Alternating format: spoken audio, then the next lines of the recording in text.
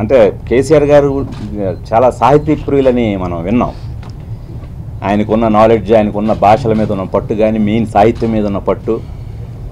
అలాంటిది ఆయన ఈ చరిత్రకి ఎంత కనెక్ట్ అయిపోయారంటే, ఆయన చాలా విశేషాలు రుద్రమదేవి గురించి ఆయన నాతో షేర్ చేసుకున్నారు. గడిపిన కొద్దిసేపే నేనే చాలా ఆశ్చర్యపోయాను. ఆయన కొన్ని శాసనాల గురించి టకటకమని చెప్పారు.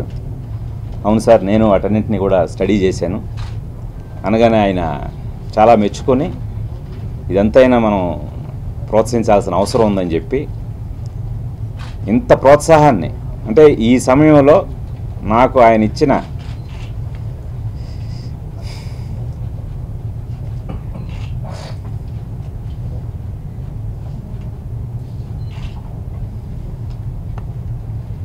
చాలా కృతజ్ఞతలు. నమస్కారం అండి. సినిమా గురించి, మా గురించి అయితే గత 15 రోజులుగా మీరే ఎక్కువ చెప్తున్నారు మాకన్నా.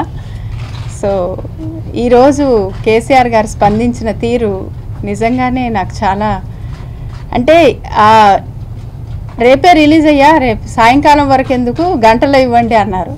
అంటే ఆయన ఇచ్చే ప్రిఫరెన్స్ నేను గమనించాను. So thank you sir. మీలాంటి పెద్దలు ఇలాగే ప్రోత్సహిస్తూ ఉంటే నిజంగా కళని ఎవరైతే అభిమానిస్తారో. Please subscribe. Please do subscribe. Please subscribe. Please subscribe. Please subscribe to our YouTube channel.